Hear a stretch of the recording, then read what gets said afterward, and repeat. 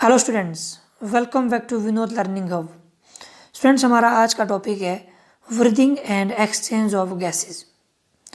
इसमें हम स्टडी करेंगे सबसे पहले इंट्रोडक्शन, और इसमें हम देखेंगे ब्रीदिंग क्या होती है, रेस्पिरेशन क्या होती है, और पूरा चैप्टर का मतलब क्या है, हमने पूरा चैप्टर क्यों स्टडी करना है और क्या क्या स्टडी करना है, वो सब देखेंगे हम इंट्रोडक्शन में।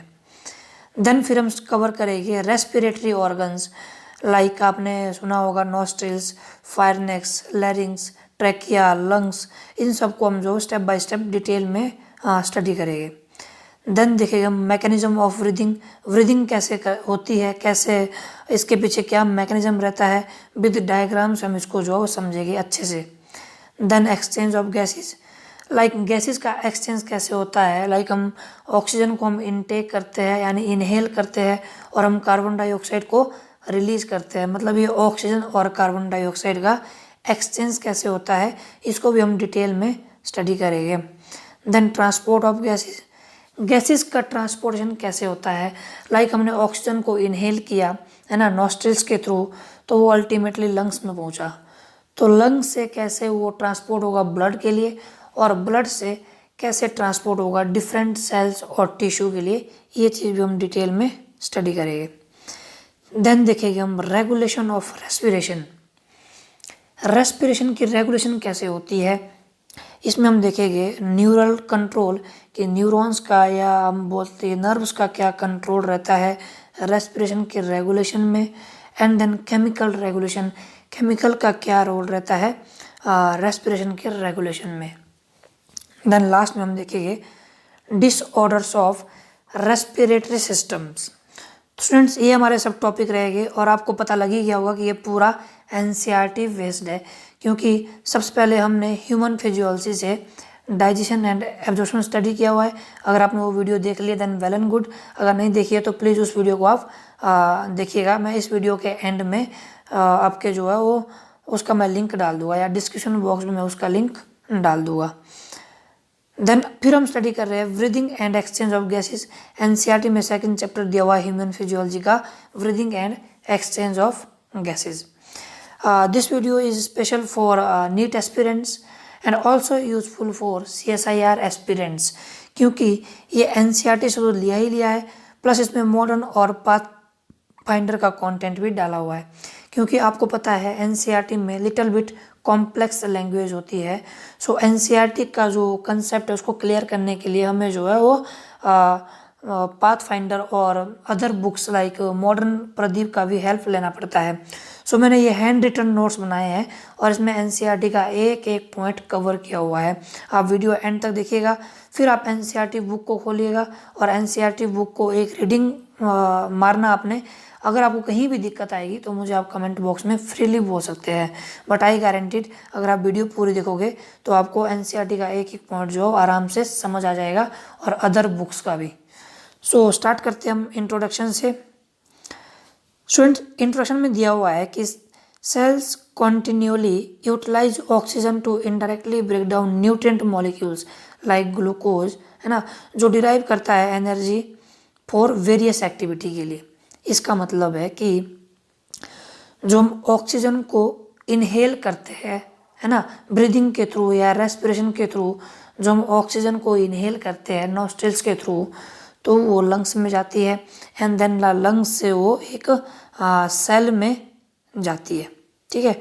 और आपको पता है कि सेल में फिर जो ग्लूकोज पहुंचा हुआ है यानी ग्लूकोज है, उस ग्लूकोज को ये ब्रेक डाउन करता है किसमें, कार्बन डाइऑक्साइड में प्लस ATP में, है ना। और ATP क्या है, ATP एक एनर्जी की फॉर्म है जो वेरियस एक्टिविटी के लिए यूजफुल रहती है। यही मतलब है इस लाइन का, अगर आप देख पा रहे होगे। सेकंड बोल रहा है एट द सेम टाइम, देखो हमने बताया कि सेम टाइम जो रिएक्शन में कार्बन डाइऑक्साइड भी रिलीज होती है। अब इसको हम जो डिटेल में देखेंगे मैकेनिज्म से, कहाँ पे, एरोबिक रेस्पिरेशन में। फिर आपको पता लग गया होगा कि जो रेस्पिरेटरी सिस्टम है वो हेल्प करता है supply oxygen and eliminate the carbon dioxide, मतलब कि ऑक्सीजन को इनहेल करता है और कार्बन डाइऑक्साइड को एक्सहेल करता है ना। इसी को हम समझते हैं यहाँ पे ब्रीदिंग और रेस्पिरेशन के थ्रू। ब्रीदिंग और रेस्पिरेशन में क्या डिफरेंस है, इसको आप अच्छे से क्लियर कर दो। ब्रीदिंग का मतलब है students the process of exchange of oxygen from the atmosphere with carbon dioxide. मतलब कि जो आप एक्सटर्नली ऑक्सीजन को इनहेल कर रहे हैं एटमॉस्फेयर से, एंड देन जो आपके कार्बन डाइऑक्साइड को आप एक्सहेल कर रहे हैं एक्सटर्नली, वो होता है आपका ब्रीदिंग, जिसको आप फील कर सकते हैं। और ये कैसा है, ये एक पैसिव प्रोसेस है, एक्सटर्नल प्रोसेस है। इसमें एनर्जी का कोई भी रोल नहीं है, एनर्जी इसमें इन्वॉल्व नहीं होती है, और इसको हम फील भी कर सकते हैं। फील मतलब देखो आप, ये आपने इनहेल किया, ये आपने एक्सहेल किया। नॉर्मली आप जो सांस को लेते हैं छोड़ते हैं वो है आपका ब्रीदिंग, जिसको आप ऑब्जर्व कर सकते हैं। सेकंड है आपका रेस्पिरेशन। रेस्पिरेशन क्या होता है स्टूडेंट्स, जो आपने ऑक्सीजन इनहेल की है ना, नॉस्ट्रिल्स के थ्रू लंग्स में गई, एंड देन लंग्स से वो एक सेल में जाएगी, और सेल में वो किसी ग्लूकोज मॉलिक्यूल को या किसी हम बोल सकते हैं कि कार्बोहाइड्रेट लिपिड मॉलिक्यूल को ब्रेक डाउन करती है, और आप सिंपल बोलो आप ऑर्गेनिक कंपाउंड को ब्रेक डाउन करती है एनर्जी और कार्बन डाइऑक्साइड में। वो होता है आपका रेस्पिरेशन, जिसको हम फील नहीं कर सकते, इंटरनल प्रोसेस है।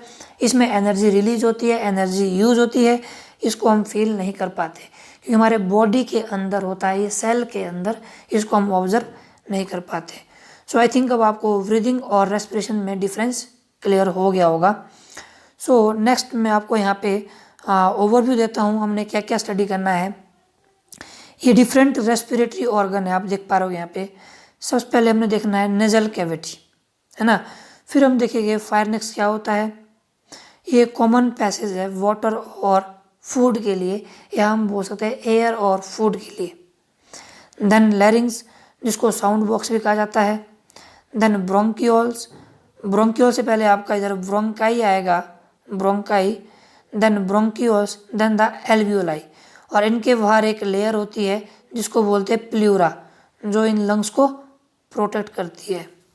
एंड देन आपको दिख रहा होगा यहाँ पे इस तरह से ये रीजन है डायफ्राम, और ये डायफ्राम ही है जो थोरैक्स और एब्डोमेन को अलग करती है। मतलब जो यहाँ से ऊपर वाला रीजन है ये है थोरैक्स रीजन, और जो यहाँ से नीचे वाला रीजन है वो है एब्डोमेन रीजन, जिसपे हमने स्टडी कर दिया है डाइजेस्टिव सिस्टम में। एब्डोमेन रीजन में आता है आपका stomach, liver, pancreas, gall bladder, small intestine, large intestine, rectum, anus, ये सब कहाँ आता है आपका एब्डोमेन रीजन में। और ये डायफ्राम ही है जो थोरैक्स और एब्डोमेन को डिफरेंशिएट करता है। देन ये कुछ एक बेसिक चीज़ है जो आपको ऐसे ही आइडिया रखना है कि according to G S Carter respiration जो 3 स्टेज में होता है, एक इंटरनल रेस्पिरेशन, एक सेलुलर रेस्पिरेशन, और इन दोनों को हम क्या बोलते हैं, रेस्पिरेशन। और जो एक्सटर्नल रेस्पिरेशन है लाइक एक्सचेंज ऑफ ऑक्सीजन और कार्बन डाइऑक्साइड, उसको बोलते हैं हम ब्रीदिंग। देन हम बात करते हैं टाइप्स ऑफ रेस्पिरेशन की। 2 टाइप्स है, aerobic and anaerobic. Aerobic means oxygen के प्रेजेंस में, एनएरोबिक मीन्स ऑक्सीजन के अब्सेंस में, है ना। तो पहले हम देखते हैं एरोबिक रेस्पिरेशन को। यहाँ पे आप अच्छे से समझना, इस एरोबिक रेस्पिरेशन के थ्रू ही आप जो है वो ये भी समझ सकते हैं कि जो इंटरनल रेस्पिरेशन होता है वो कैसे होता है। मतलब एक ग्लूकोज मॉलिक्यूल से एनर्जी और कार्बन डाइऑक्साइड कैसे प्रोड्यूस होता है। देखो स्टूडेंट्स आप, ये एक ग्लूकोज है यहाँ पे सेल के अंदर है, किसके अंदर है, सेल के अंदर है। हमने जो फूड इनटेक किया है ना, उस फूड को हमने कॉम्प्लेक्स के फॉर्म में इनटेक किया, फिर सलाइवा में वो डाइजेस्ट हुआ, स्टोमक में वो डाइजेस्ट हुआ, अल्टीमेटली वो ग्लूकोज में कन्वर्ट हुआ और ग्लूकोज वो सेल के अंदर चला गया। कैसे जाता है, हमने डाइजेस्टिव सिस्टम में जो है एक्टिव और पैसिव प्रोसेस को डिटेल में स्टडी कर दिया है। मतलब जब हमने एब्जॉर्प्शन स्टडी किया हुआ है, वो वीडियो आप ज़रूर देखिए, उससे आपका कंसेप्ट बहुत ज़्यादा क्लियर होगा और ये वीडियो आप आराम से समझ पाओगे अगर आप डाइजेशन और एब्जॉर्प्शन की वीडियो देख चुके होगे तो। ठीक है स्टूडेंट्स, अगर नहीं देखे फिर भी कोई प्रॉब्लम नहीं, आप ये वीडियो देखते जाइए, फिर भी मैं आपको ये समझा दूंगा। देखो ये ग्लूकोज है सेल के अंदर, ये जाएगा रिएक्शन में, साइटोसोल में एक रिएक्शन होगी। अगर आपने सुना होगा, ये ज़रूर सुना होगा, आपने 10th से लेकर पढ़ के आ रहे हैं इनको, glycolysis. Glyco means glucose, lysis means breakdown, मतलब कि ग्लूकोज का ब्रेकडाउन होना। तो ये ग्लूकोज टूटता है पायरूवेट मॉलिक्यूल में, बहुत सारी एनर्जी रिलीज करता है। ग्लिसरॉल अमीनो एसिड का इसमें यूज रहता है।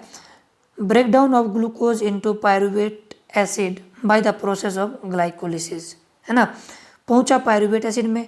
फिर जो ये पायरूवेट एसिड है ये कन्वर्ट होता है एसिटाइल कोएंजाइम में, जो कि एक फैटी एसिड है। फिर ये एसिटाइल कोएंजाइम ए जाता है TCA साइकिल में, ट्राई कार्बोक्सिलिक एसिड साइकिल, या बोलो सिट्रिक एसिड साइकिल में। एसिटाइल कोएंजाइम ए जाएगा, यहाँ पे बहुत सारा ATP बनेगा और साथ में बहुत सारा NADPH बनेगा, बहुत सारा FADH बनेगा, किसमें, सिट्रिक एसिड साइकिल में।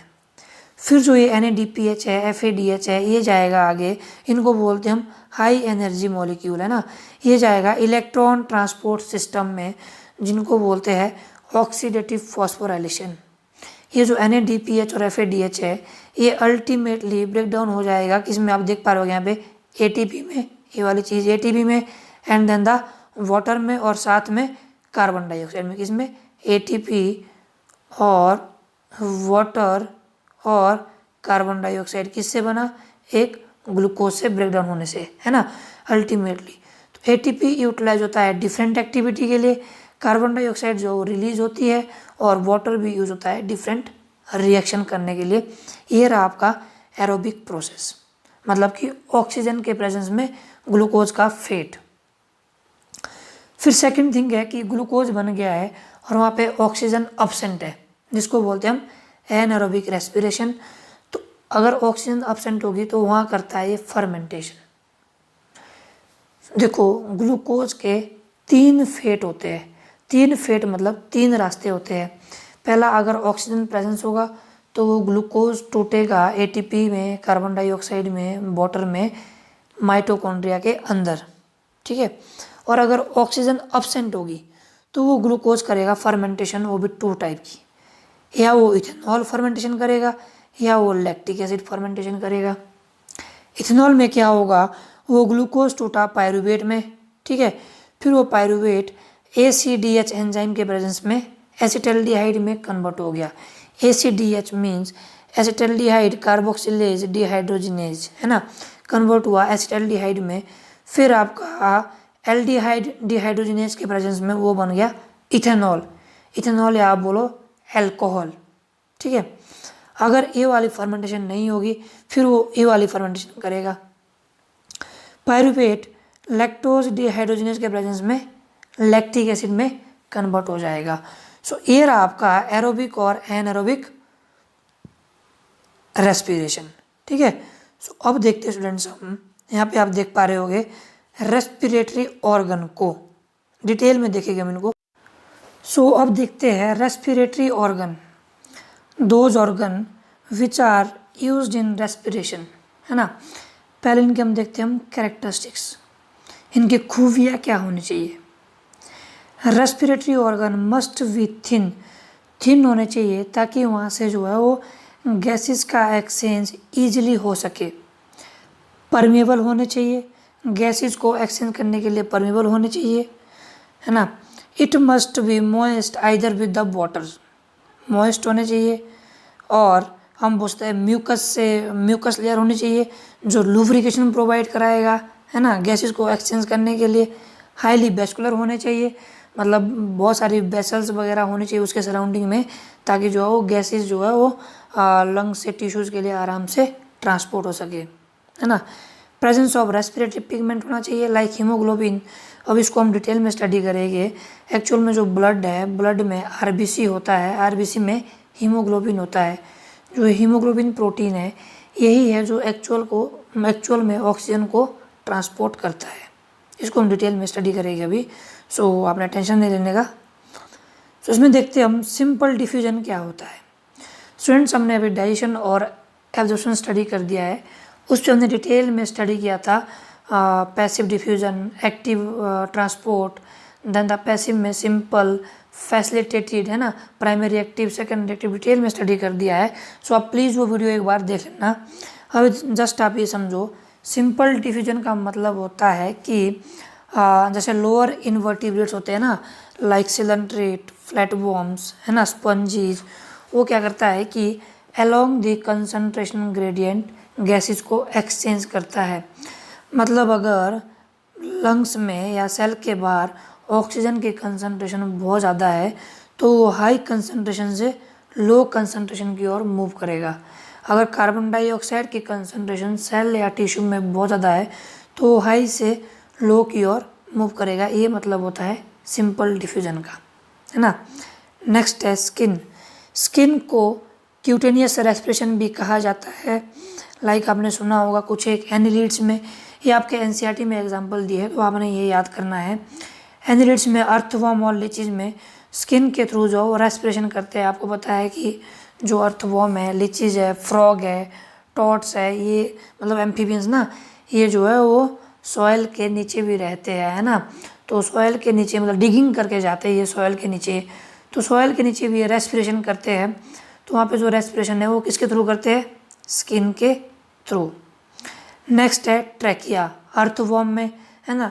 ट्रैकिया क्या है? कॉम्प्लेक्स सिस्टम है, आपने सुना होगा, बहुत सारी रिंग से मिलके बना हुआ है, इंटर कम्युनिकेटिंग एयर ट्यूब्यूल्स है जहाँ से एयर पास होती है। ट्रैकिया मीन्स आपने सुना होगा विंड पाइप, है ना, यही विंड पाइप और ट्रैकिया एक ही चीज़ है। नेक्स्ट है गिल्स। गिल्स जो एक्वेटिक ऑर्गेनिज्म है वो यूज करते हैं, लाइक फिशेस वगैरह, है ना, फॉर रेस्पिरेशन के लिए। लंग्स, लंग्स जो रेप्टाइल, बर्ड्स, मैमल जो है वो लंग्स के थ्रू ही रेस्पिरेशन करते हैं। बक्कोफेरेंजियल लाइनिंग, आपने स्टूडेंट्स फ्रॉग को सुना होगा। फ्रॉग क्या करता है? उनकी जो वक्कल और फेरेंजियल कैविटी है वहाँ पे एयर को स्टोर करता है। आपने फ्रॉग को साउंड निकालते बार सुना होगा, मतलब वो ट्र ट्र ट्र की साउंड निकालता है। जो ऐसी साउंड है वो तब निकालता है जब वो बक्कोफेरेंजियल लाइनिंग से रेस्पिरेशन करता है। आपने ऐसे साउंड ज़रूर सुनी होगी अपने आसपास में फ्रॉग के थ्रू। तो जब दोबारा ऐसे साउंड सुनोगे तो अपने वहाँ पे रिकॉल करना है कि yes they are doing respiration, and but kind of respiration? Buccopharyngeal lining, है ना। सो आपने इधर ये समझना है, कुछ एक मैंने आपको ह्यूमन सिस्टम के रेस्पिरेटरी ऑर्गन दिखाए हुए हैं ना, जिसको हमने डिटेल में स्टडी करना है। आपको दिख रहा होगा नॉस्ट्रिल्स, बोनी पैलेटे के साथ साथ है नॉस्ट्रिल्स। आपको पता होगा कि नॉस्ट्रिल्स है वो बिल्कुल लिप्स के ऊपर होता है, यानी माउथ के ऊपर होता है, और नोज के बेस में प्रेजेंट होता है, ए पेयर ऑफ नॉस्ट्रिल्स। फिर ये पास होता है नेसल चैम्बर के लिए, फिर जाता है फायरिंग्स के लिए जो कॉमन पैसेज शो करता है एयर और फूड के लिए। फिर लेरिंग्स मतलब कि sound box, then the windpipe जिसको आप ट्रैकिया भी बोलते हैं। और विंड पाइप में इस तरह से रिंग होती है जिसको रिंग्स ऑफ कार्टिलेज कहा जाता है ना। देन फिर आता है आपका, देख पा रहे हो इधर आप, ये जो इधर प्राइमरी जो ये आपका कार्टिलेज है, रिंग्स ऑफ कार्टिलेज है या ट्रैकिया है, वो डिवाइड होता है। एक जाता है लेफ्ट लंग में, एक जाता है राइट लंग में।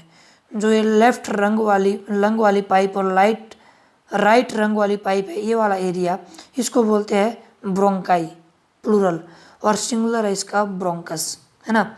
इसको हम प्राइमरी ब्रोंकाई भी बोलते हैं। फिर फर्दर यहाँ से जो है वो ब्रांचेज निकलती है लाइक दिस, ये वाली ब्रांचेज, इनको बोलते हैं ब्रोंकियोल मतलब सिंगुलर और ब्रोंकियोल्स मतलब प्लूरल, है ना। फिर इनके टॉप में ये दिख रहा होगा वो क्लस्टर के फॉर्म में इनको बोलते हैं एल्बियोलाई, और इसका सिंगुलर है एल्बियोलस। फिर जो लंग्स के बाहर है वो होती है प्रोटेक्टिव लेयर जिसको बोलते हैं प्लूरा। अभी हमने ये हर एक चीज़ को डिटेल में स्टडी करना है, ठीक है। फिर आपको ये वाला एरिया दिख रहा होगा, ये है डायाफ्राम।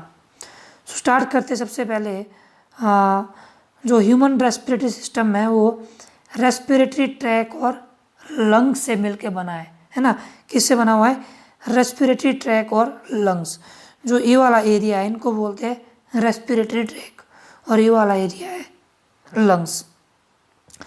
सो जो रेस्पिरेटरी ट्रैक है इसको कंडक्टिंग जोन भी कहा जाता है। और रेस्पिरेटरी ट्रैक में सबसे पहले हम स्टडी करते हैं नॉस्ट्रिल्स को, ठीक है, जिसको एक्सटर्नल नॉरिस भी कहा जाता है। मैंने आपको बताया कि एक पेयर के फॉर्म में है, स्मॉल है, ओवल एपरेचर है ना, कहाँ होता है, बिल्कुल लोअर एंड ऑफ नोज में और जस्ट अबव द माउथ में प्रेजेंट होते हैं। आपको पता है, ये तो हर एक इंडिविजुअल को पता है ना।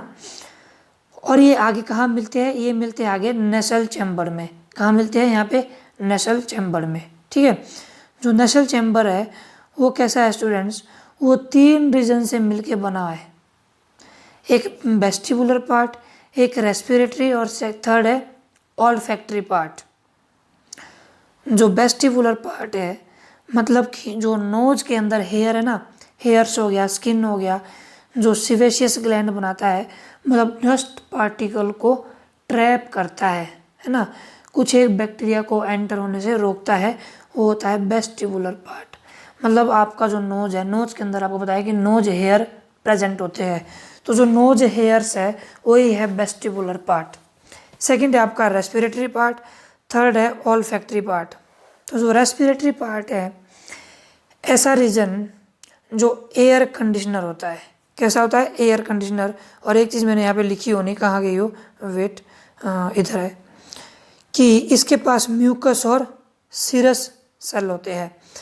म्यूकस सेल जो म्यूकस को सिक्रेट करता है, सीरस सेल जो वाटरी फ्लूइड को सिक्रेट करता है। आपने वाटरी फ्लूइड को फील किया होगा, आपके नोज जो है वो वाटरी फ्लूइड को रिलीज करता है। इससे क्या होता है, ये एज ए फिल्टर भी काम करता है, ये भी बैक्टीरिया और डस्ट पार्टिकल को ट्रैप करता है, रेस्पिरेटरी रीजन भी।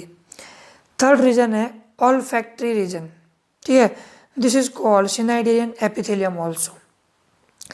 ये रीजन यूज होता है स्मेल को डिटेक्ट करने के लिए, ऑर्डर को डिटेक्ट करने के लिए, ठीक है। फिर इसके बाद का जो एरिया आया वो आया फेरिंग्स। और फेरिंग्स कैसा है, common passage for food and air, है ना। फिर फेरिंग्स से जो है वो डिवाइड होती है, एयर जाती है आपकी विंड पाइप में यानी ट्रैकिया में, और फूड जाता है फूड पाइप में ओइसोफेगस के थ्रू। ये डिपेंड होता है एपिग्लोटिस के थ्रू, जिसको हमने डाइजेशन और एब्जॉर्प्शन में डिटेल में स्टडी कर दिया है, ठीक है।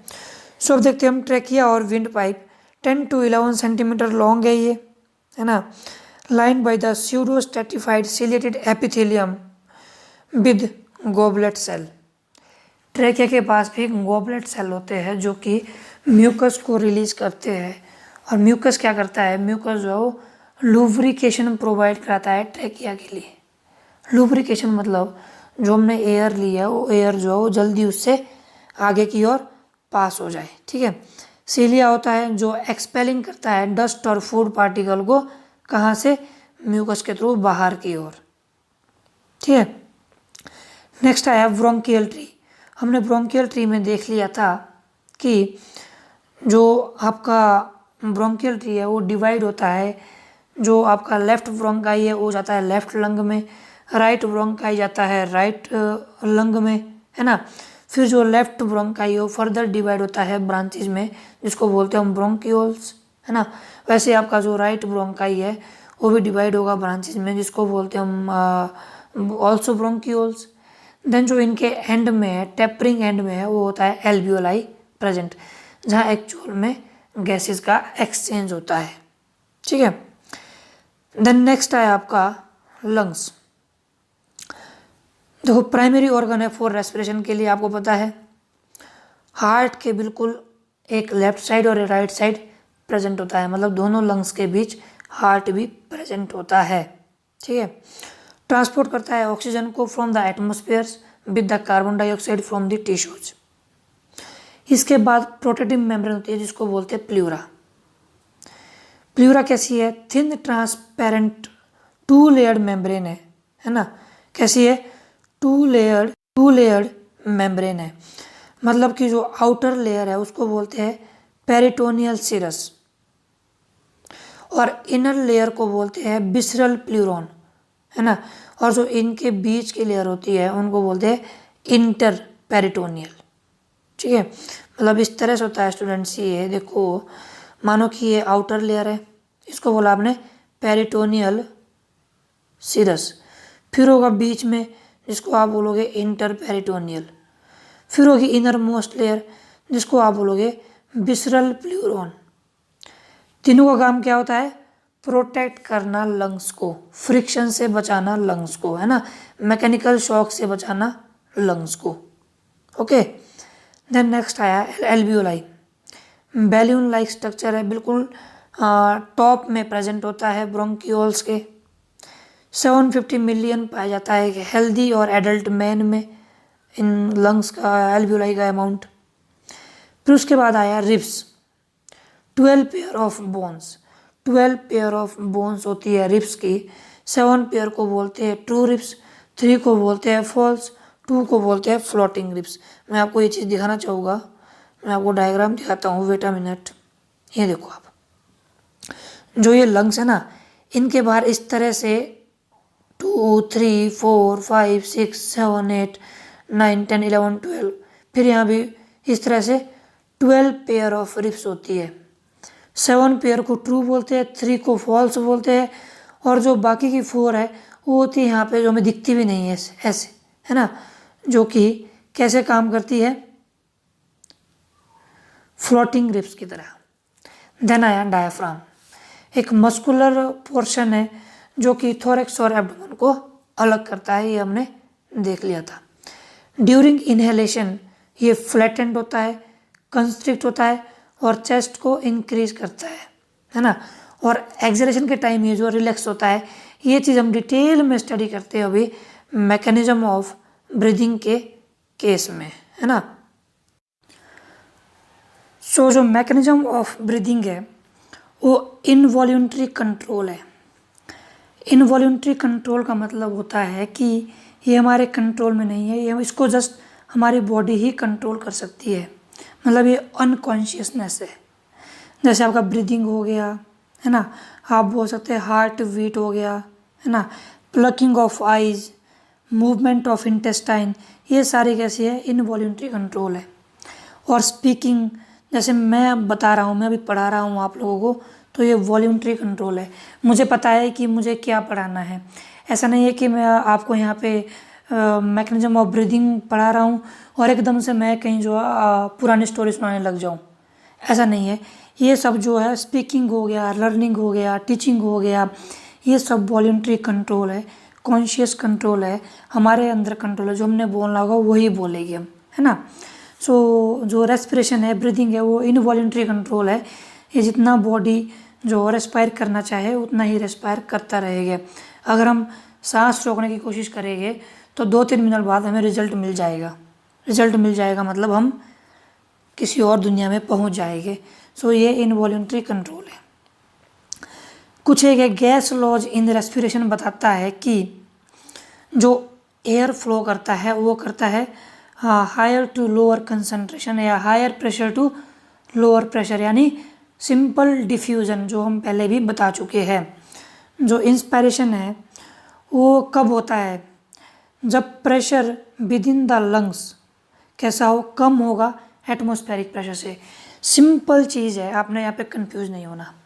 मैंने आपको बताया हुआ है कि सिंपल डिफ्यूजन मतलब हायर गैसेस से, यानी हायर कंसंट्रेशन से लोअर कंसंट्रेशन की ओर मूव होना, ठीक है। सो जो बाहर एयर है ना, एटमॉस्फेयर है, उसमें ऑक्सीजन बहुत ज़्यादा होती है हमारे लंग्स के कंपेयर में। सो जो ऑक्सीजन है वो बाहर से अंदर की ओर मूव करती है, यानी एटमॉस्फेरिक रीजन से लंग्स की ओर मूव करती है, तो उसको बोलते हैं हम इंस्पायरेशन। तो ये बोल रहा है इंस्पायरेशन तभी होती है जब pressure with in the lungs, यानी इंट्रा पल्मोनरी प्रेशर जो है वो कम होना चाहिए, किससे, एटमॉस्फेरिक प्रेशर से, है ना।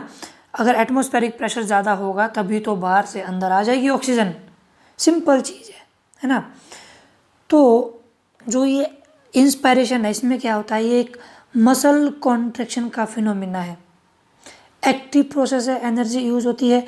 इसमें 2 टाइप की मसल या इंस्पायरेटरी मसल्स यूज होती है। इसको भी आप, मैं बड़ा ही सिंप्लीफाई करता हूँ, थोड़ा एनसीईआरटी में ये कॉम्प्लेक्स लैंग्वेज में दिया हुआ है, तभी मैंने आपको ये सिंपल बनाया हुआ है यहाँ पे, है ना। जो 2 इंस्पायरेटरी मसल्स है, एक है आपका फ्रेनिक मसल्स, सेकंड है एक्सटर्नल, याद रखना, एक्सटर्नल इंटरकोस्टल मसल्स। देखो जो फ्रेनिक मसल्स है ये कहाँ होती है, ये होती है बिल्कुल डायफ्राम से, ये एक्सटेंड होती है ऊपर की ओर, डायफ्राम से एक्सटेंड होती है ना। और जब ये मसल्स कॉन्ट्रैक्ट होगी, व्हेन दीज कॉन्ट्रैक्ट, डायफ्राम भी क्या होगा, कॉन्ट्रैक्ट होगा, फ्लैटेंड होगा, जिससे क्या होगा, थोरैक कैविटी जो है वो इंक्रीज होगी। अभी आप जस्ट समझो, मैं आपको प्रैक्टिकली इसको समझाता हूँ। फिर जो ये एक्सटर्नल इंटरकोस्टल मसल है 11 पेयर की होती है ना। जब ये मसल कॉन्ट्रैक्ट होगी तो जो रिब्स है वो पुल्ड होगा आउटवर्ड। देखो यहाँ पे कंफ्यूज ना हो, यहाँ आ जाओ आप। ये डायफ्राम है, ये लंग्स है, लंग्स के बाहर क्या होती है, रिब्स होती है। मैं ऐसे बना रहा हूँ आपको, ठीक है, रिब्स होती है। सो फर्स्ट बोला इसने किसकी बात की, फ्रेनिक। सेकंड बोला एक्सटर्नल इंटरकोस्टल मसल। जो ये फ्रेनिक मसल है वो यहाँ पाई जाती है, फ्रेनिक मसल। और जो एक्सटर्नल इंटरकोस्टल है वो यहाँ पाई जाती है इन रिब्स के बीच। और जो इसके अंदर है यहाँ पाई जाती है इंटरनल इंटरकोस्टल। सो ये बोल रहा है जब फ्रेनिक मसल जो है वो कॉन्ट्रैक्ट होगी तो डायफ्राम है वो कैसा हो जाएगा, फ्लैटेंड, सीधा हो जाएगा, कॉन्ट्रैक्ट होगा, जिससे क्या होगा, जो लंग्स है वो लार्ज साइज के हो जाएंगे, उनका एरिया बढ़ जाएगा। अगर एरिया बढ़ जाएगा तो क्या होगा, बाहर से ऑक्सीजन को आराम से ये स्टोर कर पाएगा। सेकंड बोल रहा है ये एक्सटर्नल इंटरकोस्टल मसल्स जो यहाँ होती है, जब ये कॉन्ट्रैक्ट होती है तो जो ये रिब्स है ना, ये भी बाहर की ओर पुल्ड होगी, बाहर की ओर। अगर ये बाहर की ओर पुल्ड होगी तो आपकी चेस्ट कैसी हो जाएगी, एक्सपेंड हो जाएगी। देखो जस्ट आपने फील करना, मैं कैसे कर रहा हूँ, ये मैंने इनहेल किया, सांस लिया, आप भी इनहेल करो। जब आप इनहेल करोगे तो आपकी जो चेस्ट है वो कैसी हो जाएगी, एक्सपेंड हो जाएगी, फुल जाएगी। वो इसलिए होगी कि जो ये मसल्स है ये कॉन्ट्रैक्ट होगी और चेस्ट जो है वो एक्सपेंड होगी, है ना। तो ये होता है इनहेल का प्रोसेस। इसमें क्या होता है, डायफ्राम फ्लैटेंड होता है और कंस्ट्रिक्ट होता है ना। और ड्यूरिंग एक्सहेल जो कि एक पैसिव प्रोसेस है, एनर्जी कोई भी यूज़ नहीं होता है, ये दोनों मसल क्या हो जाती है, रिलैक्स हो जाती है। डायफ्राम भी रिलैक्स हो जाता है, चेस्ट भी रिलैक्स हो जाती है। देखो यहाँ पे लंग्स का साइज या चेस्ट का साइज लार्ज है, यहाँ पे चेस्ट का साइज स्मॉल होता है, क्योंकि यहाँ पे रिलैक्स हो जाता है, ऑक्सीजन को रिलीज आउट करना है। देखो मैं आपको यहाँ पे जो अच्छे से समझा नहीं पा रहा हूँ, बट मैं कोशिश करूँगा कि ये वीडियो आपको अलग से बना दूंगा बोर्ड में। तो बोर्ड से क्या होगा, मैं वहाँ पे जो है फेस टू फेस आपसे इंटरेक्ट करूँगा, और फेस टू फेस थोड़ा जब हमारे एक्सप्रेशन मिलेंगे तो आप अच्छे से टॉपिक को समझ पाओगे। वैसे आई थिंक आपको समझ आ गया होगा, इसमें कोई ज़्यादा बड़ी बात नहीं है ना। सो हमने देखा एक्सेलेरेशन में क्या होता है कि रिलैक्स होता है, मतलब जो ये एक्सप्रेशन है takes place when the intra pulmonary pressure is higher than the atmospheric pressure. पूरा वैसा वर्षा है ना। पैसिव प्रोसेस है, एनर्जी का कोई इन्वॉल्वमेंट नहीं है। सेम यहाँ पे वही चीज़ लिखी है कि मसल यहाँ पे रिलैक्स हो जाएगी, आप इसको पढ़ लेना, ठीक है। फिर अब आया हमारा नेक्स्ट टॉपिक, रेस्पिरेटरी वॉल्यूम और कैपेसिटीज। सिंपल टॉपिक है, समझने की कोशिश करना। यहाँ पे आप जो है वो अपने अपने सांसों को फील करना है ना। देखो एक आया स्टैटिक लंग वॉल्यूम, ये बोलता है कि जो लंग वॉल्यूम है वो स्टैटिक रहता है, वो कभी चेंज नहीं होता है। 4 टाइप का है। स्टूडेंट्स यहाँ से क्वेश्चन पूछने के चांसेस बहुत ज़्यादा होते हैं, बहुत ज़्यादा, ठीक है। पहला है आपका टाइडल वॉल्यूम। टाइडल वॉल्यूम क्या होता है कि ऐसा volume of air which are inspired or expired during a normal respiration, approximately 500 ml होता है टाइडल वॉल्यूम। देखो ये सिंपली बोल रहा है, देखो आपने फील करना, मैं कैसे करूँगा अभी, ये मैंने इंस्पायर किया, ये मैंने एक्सपायर किया, मतलब जो नॉर्मली हम सांस लेते हैं और छोड़ते हैं वो है टाइडल वॉल्यूम, है ना। अब मैं अभी बातें कर रहा हूँ आपसे, मैं आपको पढ़ा रहा हूँ, पर ऐसा नहीं कि मैं सांस नहीं ले रहा हूँ, मैं फिर भी नॉर्मल सांस ले रहा हूँ, इनहेल कर रहा हूँ, एक्सहेल कर रहा हूँ। जो इनहेल और एक्सहेल होता है नॉर्मल टाइम, उसको बोलते हैं टाइडल वॉल्यूम, और इसकी वैल्यू होती है 500 ml। आपने जो है याद रखना है इसको। आपके एनसीईआरटी में ये लाइन भी दी है यहाँ पे कि जो हेल्दी पर्सन है वो 1 मिनट में 6000 to 8000 मिलीलीटर ऑफ एयर जो है वो स्टोर कर सकता है, एक्सचेंज कर सकता है। ठीक है। सिंपल मीनिंग है कि नॉर्मल इनहेल में 500 ml एयर को लेना और नॉर्मल एक्सहेल में 500 ml एयर को छोड़ना, ये है आपका टाइडल वॉल्यूम। ठीक है। नेक्स्ट है इंस्पायरेटरी रिजर्व वॉल्यूम। ये क्या होती है, देखो मैंने जो है वो नॉर्मली इनहेल किया, देखो ये नॉर्मली इनहेल किया, फिर मैंने किया इंस्पायरेटरी, मतलब कि मैंने फोर्सफुली इंस्पायरेटरी किया, मैंने जोर लगाया अंदर की ओर, फोर्सफुली मैंने क्या किया, इंस्पायर किया, वो होता है आपका इंस्पायरेटरी रिजर्व वॉल्यूम, है ना। और इसका जो वैल्यू होती है वो होती है 300 ml। ये आपने याद रखना है, कितनी वैल्यू होती है, 300 ml। फिर आया आपका एक्सपायरेटरी रिजर्व वॉल्यूम। यहाँ भी सेम केस है, नॉर्मली मैंने एक्सपायर किया, लाइक देखो मैंने देखो इंस्पायर किया, फिर मैंने नॉर्मली एक्सपायर किया। अब अगर मैं फोर्सफुली एक्सपायर करूँगा, लाइक है ना, मतलब मैं फोर्सफुली जो है वो एक्सहेल करूँगा अपने एयर को, अपने सांस को, वो हुआ एक्सपायरेटरी रिजर्व वॉल्यूम। इसका अमाउंट कितना होगा, 1000 ml।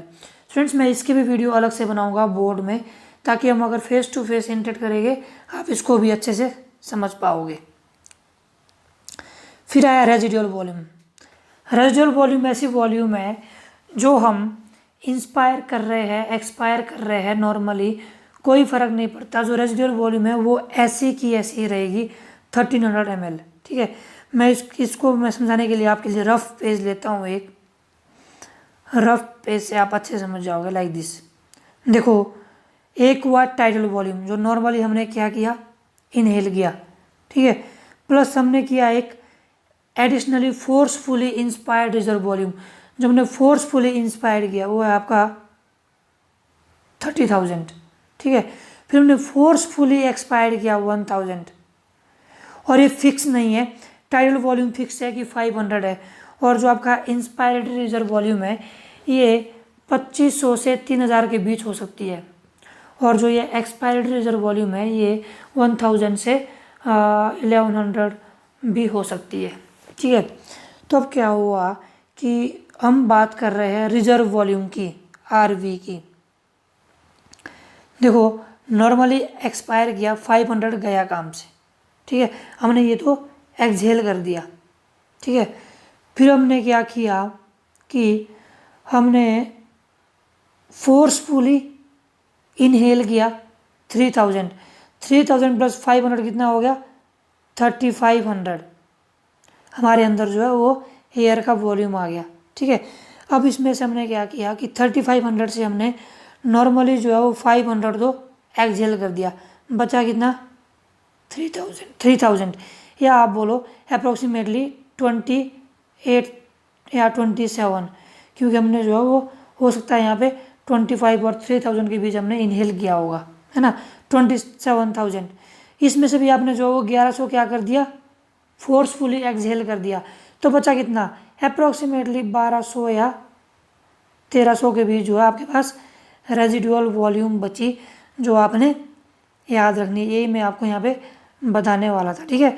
तो रेजिडुअल वॉल्यूम क्या होती है, 1300 से 1200 ml के बीच। नेक्स्ट आया स्टैटिक लंग कैपेसिटी, मतलब combination of 2 or more lung volume is known as a lung capacity. इसमें आया आपका इंस्पायरेटरी कैपेसिटी, मतलब कि tidal volume plus inspiratory reserve volume is known as a inspiratory capacity. आपने याद रखना है, डायरेक्ट क्वेश्चन पूछ लिया जाता है नीट में 4 नंबर के लिए, है ना। टाइडल वॉल्यूम कितना है 500, IRV कितना है 3000, टोटल कितना हो गया 3500 ml, यानी 3.5 लीटर। एक्सपायरेटरी कैपेसिटी आपका वही हो गया, है ना, tidal volume plus forcefully expiratory reserve volume, यानी 500 प्लस 1000 यानी 1.5 लीटर। फिर आया vital capacity, maximum volume of air a person can breathe in after forced expiration. इसमें आता है टाइडल वॉल्यूम, IRV और ARV, टोटल आया 4.5 ml। इसको मैं आपको जो है वो बोर्ड में ये लेक्चर बना दूंगा, है ना। फिर आया आपका FRC, फंक्शनल रेजिडुअल कैपेसिटी। इसमें क्या आता है, ERV प्लस RV यानी 1300 ml, 2.3 litre. Total lung capacity भी आपसे पूछ लिया जा सकता है, अप्रोक्सीमेटली 5 लीटर आता है। इसमें tidal volume, IRV, ERV, RV सब आता है ना। टोटल कितना बना ये एवरेज 5.8 और अप्रोक्सली हमने 5 लीटर।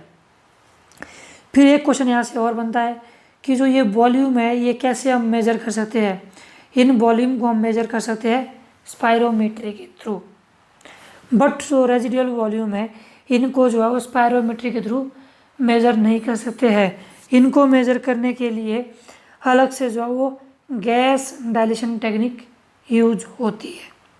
ठीक है स्टूडेंट्स, सो ये था हमारा रेस्पिरेटरी वॉल्यूम और कैपेसिटी। अब देखते हैं हम exchange of gases with mechanism. So exchange of gases में क्या होता है, आपको पता है कि जो एटमॉस्फेरिक ऑक्सीजन है उसको हम इनहेल करते हैं और कार्बन डाइऑक्साइड को हम एक्सहेल करते हैं। एल्वियोलाई एक प्राइमरी साइट है एक्सचेंज ऑफ गैसेस के लिए। पूरा जो एक्सचेंज ऑफ गैसेस है वो होता है प्रेशर ग्रेडियंट के through, high pressure to low pressure. ये हमने बेसिक जो स्टडी कर दिया है। नेक्स्ट आया पार्शियल प्रेशर। क्या होता है कि pressure contributed bye an individual gas in a mixture of gases, मतलब एक मिक्सचर ऑफ गैसेस है, gas A, B, C, D है ना, और वहाँ पे एक कंट्रीब्यूट करे इंडिविजुअल गैस पूरा प्रेशर, उसको बोलते हैं partial pressure of gases. PO2 means partial pressure for oxygens and PCO2 means partial pressure for carbon dioxide, है ना। आपने ये चीज़ यहाँ पे याद रखना है, पूरा NCERT में ये चार्ट दिया हुआ है कि partial pressure in mmHg of oxygen and carbon dioxide at different parts, है ना, चाहे वो एटमॉस्फेरिक एयर हो, चाहे एल्वियोलाई में हो, चाहे डीऑक्सीजनेटेड ब्लड में हो, ऑक्सीजन, ये आपने जो है याद करना है बिल्कुल पॉइंट टू पॉइंट, है ना। मैं इसका आपको बेसिक बताता हूँ। क्या होता है स्टूडेंट्स, आपने या हमने एयर जो है वो इनहेल की, देखो ऑक्सीजन को इनहेल किया ब्रीदिंग के थ्रू, ठीक है, रेस्पिरेटरी पैसेज के थ्रू, ऑक्सीजन इनहेल हो गई, एल्वियोलाई ऑफ लंग्स में आई, उन्होंने ट्रांसफ़र कर दिया या इनटेक कर दिया oxygen by the haemoglobin of blood. जैसे ही ऑक्सीजन ब्लड में आ गई वो ब्लड बन गया ऑक्सीजनेटेड ब्लड, और फिर वो ब्लड जो है वो डिफ्यूज़न के थ्रू जो ऑक्सीजन है वो कहाँ चली गई, सेल के अंदर, है ना। सेल के अंदर जो ग्लूकोज है उसने ऑक्सीजन को यूटिलाइज किया और ग्लूकोज हो गया ऑक्सीडाइज्ड, किसमें, कार्बन डाइऑक्साइड, वाटर और एनर्जी में। फिर जो कार्बन डाइऑक्साइड है वो सेल या टिश्यू से वापस चली गई किसमें, ब्लड में, और वो ब्लड बन गया डीऑक्सीजनेटेड ब्लड, है ना। फिर उस ब्लड से जो है वो कार्बन डाइऑक्साइड रिलीज हो गई यानी एक्सचेंज हो गई। इसी को मैं थोड़ा डिटेल में आपको दिखाता हूँ। देखो आपने ऑक्सीजन को इनहेल किया, ठीक है, मतलब एल्वियोलाई में पहुँचाया, लंग्स के एल्वियोलाई में, जहाँ पे पार्शियल प्रेशर ऑफ ऑक्सीजन क्या था, वो था 104 mmHg, और partial pressure of carbon dioxide क्या था 40 mmHg। फिर जो यहाँ से मूवमेंट हो गई ऑक्सीजन की, क्योंकि एल्वियोलाई में ये है, और हमने देखा था कि एल्वियोलाई में क्या था आपका 1 पे कहाँ गया हो 104, है ना, और जो ब्लड में वो ओनली 40 है। सो मूव करेगा ऑक्सीजन हाई कंसनट्रेशन से लो कंसनट्रेशन की ओर, है ना, मतलब यहाँ से एल्वियोलाई से मूव करेगा ऑक्सीजन ब्लड की ओर, ठीक है। यहाँ पे पल्मोनरी वेन्स है, उन्होंने ऑक्सीजन को रिसीव किया और ट्रांसफ़र कर दिया हार्ट के लिए, लेफ्ट ऑरिकल में, फिर आया राइट ऑरिकल में, और यहाँ से जो ऑक्सीजन है वो चला गया ब्लड में। ब्लड में कहाँ, सिस्टमिक आर्टरी के थ्रू ब्लड बन गया ऑक्सीजनेटेड ब्लड। फिर यहाँ से हो गया डिफ्यूज़न, ऑक्सीजन आ गई टिश्यू में यानी सेल में, यहाँ पे ग्लूकोज टूटा कार्बन डाइऑक्साइड में, वाटर में, एनर्जी में, और जो कार्बन डाइऑक्साइड है वो फर्दर जो है वो चली गई आपकी सिस्टमिक वेन में, और ब्लड बन गया डीऑक्सीजनेटेड। सिस्टमिक वेन्स के थ्रू वो पहले कहाँ गई, दोबारा राइट ऑरिकल में, फिर गया राइट वेंट्रिकल में, यहाँ से जो है वो कार्बन डाइऑक्साइड पल्मोनरी आर्टरी में गई और यहाँ से आउट हो गई। इससे आप क्या समझे, मैं आपको एक ट्रिक बताता हूँ, यहाँ पे छोटा सा ट्रिक है। जहाँ होगा पल्मोनरी वेन वहाँ समझना कि एंट्री होगी ऑक्सीजन की, और जहाँ होगा आर्टरी, आर्टरी मीन्स अवे, यानी यहाँ पे कार्बन डाइऑक्साइड इससे जो है वो रिलीज आउट होगी। ये आपने जस्ट जो है वो याद रखना है, ठीक है। फिर ये था आपका एक्सचेंज ऑफ गैसेस का फिनोमिना। अब देखते हैं हम ट्रांसपोर्ट ऑफ गैसेस। पूरा एनसीईआरटी से पॉइंट लिया हुआ और एनसीईआरटी में एज इट एज लिखा हुआ है कि जो ऑक्सीजन है वो ट्रांसपोर्ट होता है 97% हीमोग्लोबिन के फॉर्म में, यानी आरबीसी के थ्रू सबसे ज़्यादा। फिर 3% होता है प्लाज्मा के थ्रू। आपको पता है ब्लड जो है वो 2 टाइप से बना होता है, प्लाज्मा और आरबीसी के सेल से। प्लाज्मा में वाटर प्रोटीन पाया जाता है ज़्यादातर, है ना। तो 3% जो है वो प्लाज्मा के थ्रू होता है ऑक्सीजन ट्रांसपोर्ट, और 97% जो है हीमोग्लोबिन के थ्रू होती है। डायरेक्ट क्वेश्चन 4 मार्क्स, है ना। नीट एस्पिरेंट इसको बिल्कुल रट लो। वैसे जो कार्बन डाइऑक्साइड है वो 20 से 25% ट्रांसपोर्ट होता है आरबीसी के थ्रू, 70% ट्रांसपोर्ट होता है बाइकार्बोनेट के थ्रू, 7% होता है प्लाज्मा के थ्रू। ये हमने देख लिया मेमोरी बेस्ड, जो याद रखना है। अब ट्रांसपोर्टेशन कैसे होती है, मैंने आपको बताया कि हीमोग्लोबिन के थ्रू होती है। हीमोग्लोबिन एक आरबीसी की प्रोटीन है ना। जब इस हीमोग्लोबिन के साथ ऑक्सीजन बाइंड होता है तो वो बनता है ऑक्सी हीमोग्लोबिन। एक ऑक्सीजन मॉलिक्यूल बाइंड होगा, मैं इसको थोड़ा एक एग्जांपल से आपको रफ पेज में समझाता हूँ। मानो कि एक कार है, ठीक है। ये आपकी इधर एक कार है। कार में यहाँ पे ड्राइविंग सीट है, ठीक है। यहाँ पे दूसरी सीट है। अब इस कार में ओनली 4 लोग बैठ सकते हैं। ओनली एफिशिएंसी है 4 लोग की बैठने की। सबसे पहले ड्राइवर गया, ड्राइवर बैठ गया। ये जो कार है ये कैसी है, पूरी लॉक्ड है ना। सीटों के जो लॉक है वो चारों बंद है। ड्राइवर की के थ्रू बैठा इस हैंडल पे, जो ये कार है, ठीक है। देखो ड्राइवर बैठ गया, ड्राइवर ने क्या किया, अपने साथ वाली सीट का लॉक खोल दिया, लॉक ओपन किया, तो यहाँ से दूसरा बंदा भी बैठ गया, ठीक है। फिर इस बंदे ने क्या किया, दूसरे बंदे ने क्या किया, जो पीछे वाली सीट थी इसके बगल में, उसका लॉक खोल दिया, और फिर यहाँ से भी यहाँ पे बंदा बैठ गया। फिर इस पीछे वाले बंदे ने क्या किया,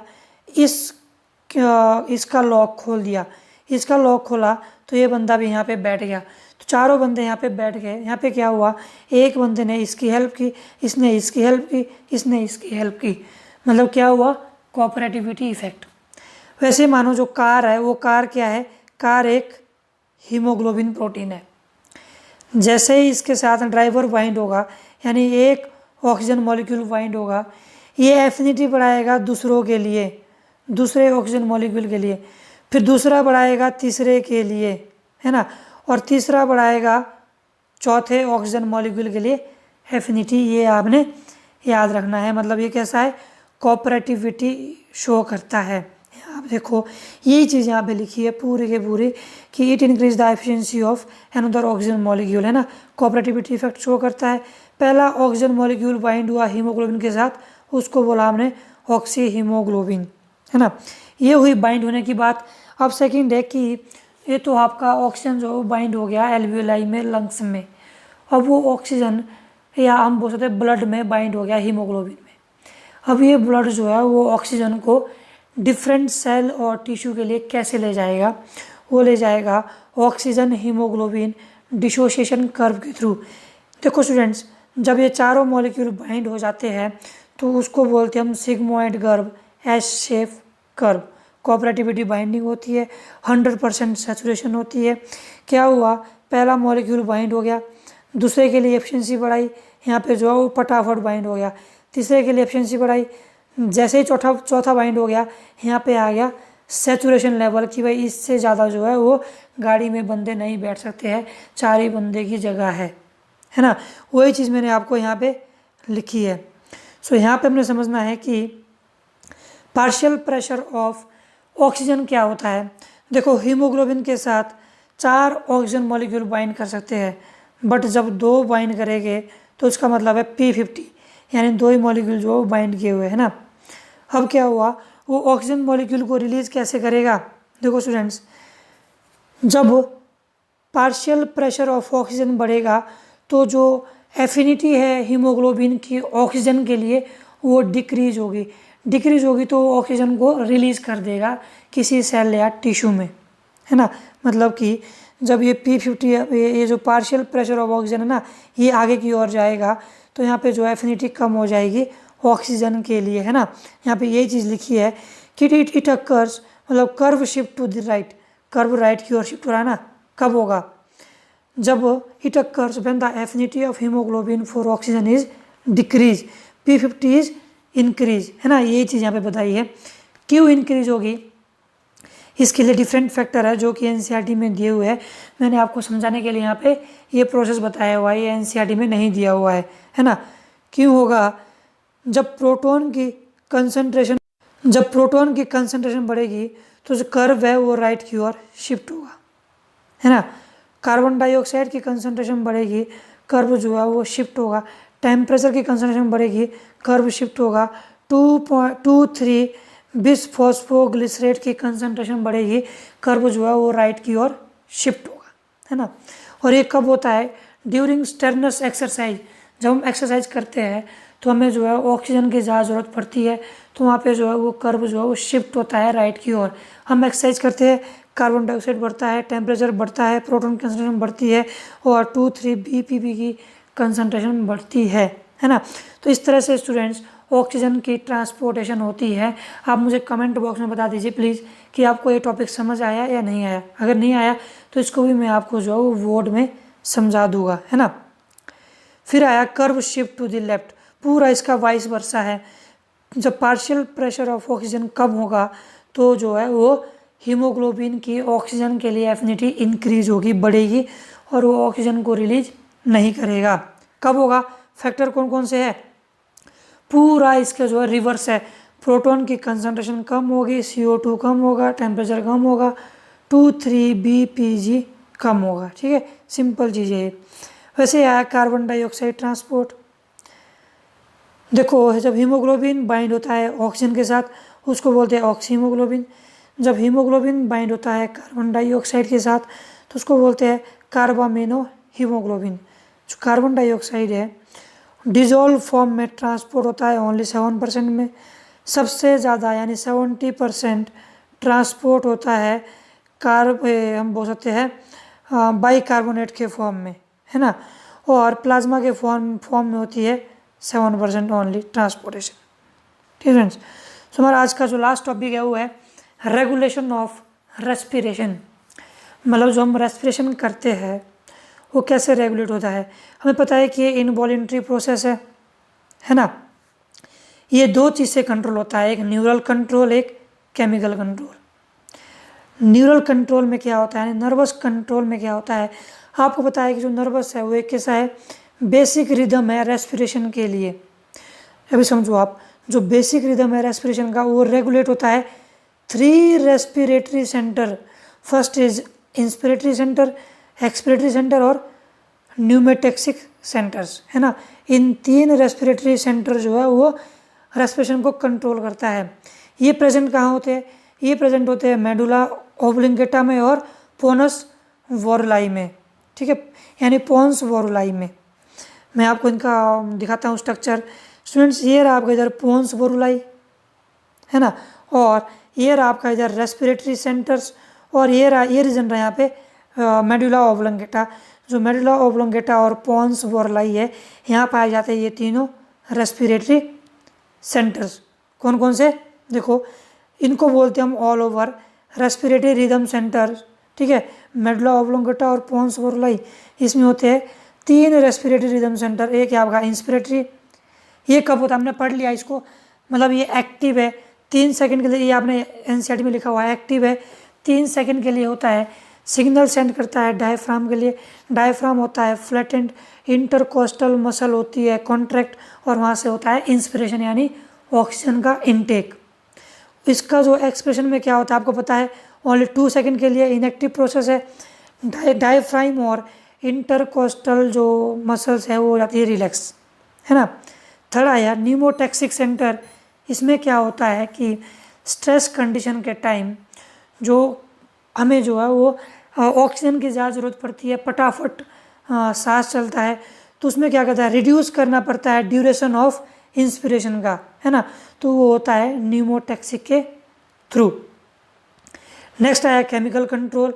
डिपेंड है कीमोसेंसिटिव एरिया में। 2 टाइप के कीमोसेंसिटिव एरिया है, एक है सेंट्रल, एक है पेरिफेरल, मतलब एक सेंटर में एक पेरिफेरल में, ये भी यहीं पाए जाते हैं, एक यहाँ पाया जाता है, एक पूरा पेरिफेराई में पाए जाते हैं ये कीमोसेंसिटिव एरिया। ठीक है, इसमें आपने याद रखना है जो ये कीमो रिसेप्टर है ये पूरे सेंसिटिव है कार्बन डाइऑक्साइड और प्रोटॉन की कंसंट्रेशन के लिए, है ना। ड्यूरिंग स्टेरनस एक्सरसाइज हमें वहाँ पे ऑक्सीजन की रिक्वायरमेंट ज़्यादा चाहिए होती है, तो यहाँ पे जो है ये खुद काम करता है। इसमें आपने याद रखना है नोट कि रोल ऑफ ऑक्सीजन का, इसमें ऑक्सीजन का कोई भी रोल नहीं है कीमोसेंसिटिव एरिया में। ठीक है स्टूडेंट्स, सो थैंक यू। मतलब कि ये था आपका स्टूडेंट्स पूरा ब्रीदिंग और रेस्पिरेशन के बारे में जो हमने यहाँ से लेकर कवर किया। अगर आपको कोई भी क्वेरीज रहती है, कोई भी कंटेंट रहता है, तो मुझे आप कमेंट बॉक्स में फ्रीली पूछ सकते हैं। ठीक है, हमारा पूरा टॉपिक था breathing and exchange of gases के बारे में। पहले हमने पढ़ा इंट्रोडक्शन, फिर हमने स्टेप बाय स्टेप ये सारे टॉपिक कवर किए। हमारा जो डिसऑर्डर ऑफ रेस्पिरेटरी सिस्टम है, ये जब हम ह्यूमन फिजियोलॉजी के सारे टॉपिक कवर कर लेंगे तो हम सिंगल वीडियो में डाइजेशन और एब्जॉर्प्शन के डिसऑर्डर बनाएंगे, रेस्पिरेशन के, सर्कुलेशन के, नर्वस के, है ना। हम हर एक चीज़ के डिसऑर्डर जो वो एक ही वीडियो में कंप्लीट करेंगे। स्टूडेंट्स, अगर आपकी कोई क्वेरीज रहेगी, कोई क्वेश्चन रहेगा, तो मुझे आप मेरे व्हाट्सएप नंबर पे भी अपना क्वेश्चन जो है वो शेयर कर सकते हैं 9805032252 में। अदरवाइज मुझे आप मेल भी कर सकते हैं vinod.chauhan2252@gmail.com में। सेकंड ईमेल आईडी है vinod.bansalacademy@gmail.com। ठीक है स्टूडेंट्स, सो आप मुझे अपने क्वेरीज जो है यहाँ पे शेयर कर सकते हैं। अगर आपको कंटेंट, वे ऑफ टीचिंग सही लगा हो तो प्लीज़ चैनल को सब्सक्राइब करें और अपने सभी दोस्तों तक शेयर करें ताकि वो भी जो है वो वीडियो को देख सके और मुझे लाइक और सब्सक्राइबर मिले। इससे क्या होगा, मेरा कॉन्फिडेंस इंक्रीज़ होगा और मैं आप लोगों के लिए पूरी NCERT कवर कर दूंगा ऐसे शॉर्ट वीडियो में। इससे आपका रिवीजन जो है वो आसान हो जाएगा। और सेकंड स्टूडेंट्स, मैं यहाँ पे मैकेनिज्म ऑफ ब्रीदिंग पे अलग से वीडियो बनाऊंगा, वोड पे, एक्सचेंज ऑफ गैसेज में भी, ट्रांसपोर्ट ऑफ गैसेज में भी, इन 3 में मैं अलग से वीडियो बनाऊंगा। मैं उसका लिंक भी यहाँ पे डाल दूँगा। So this is all about of today. Thank you so much.